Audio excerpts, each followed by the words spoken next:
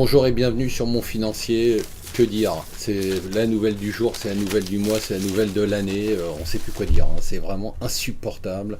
Hier, les chiffres du chômage, presque 30 000 chômeurs de plus. Il y a 500 chômeurs de plus par jour depuis le début de l'année.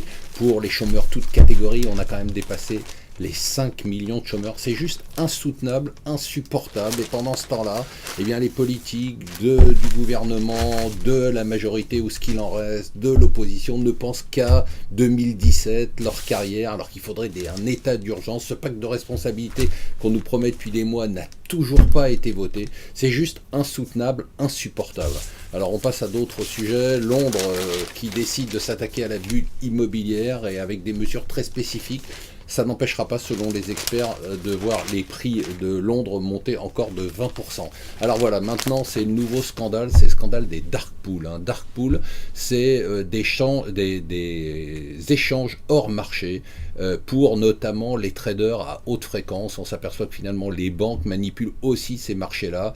Et la première à s'en prendre une, c'est Barclays qui va se prendre une amende massive et d'autres banques vont suivre. L'action de Barclays a perdu 6% hier. Voilà l'article du jour. Voilà ce que fait le gouvernement pendant que les chômeurs sont en train d'augmenter. Ségolène Royal s'attaque au casse-tête des sacs poubelles en plastique. Voilà, ça c'est quand même passionnant, non? Les impôts du CAC 40, 33 milliards payés par les boîtes du CAC 40 en impôts, pas en France, dans le monde, c'est 3 milliards de moins que l'année dernière et 4 milliards de moins que l'année précédente. Vive l'optimisation fiscale.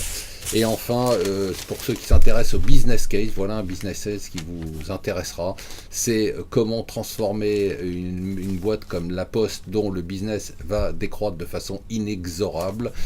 C'est le plan stratégique qui a été dévoilé hier à 2020, c'est assez passionnant, vous devriez le regarder. Voilà, restez avec nous sur Mon Financier.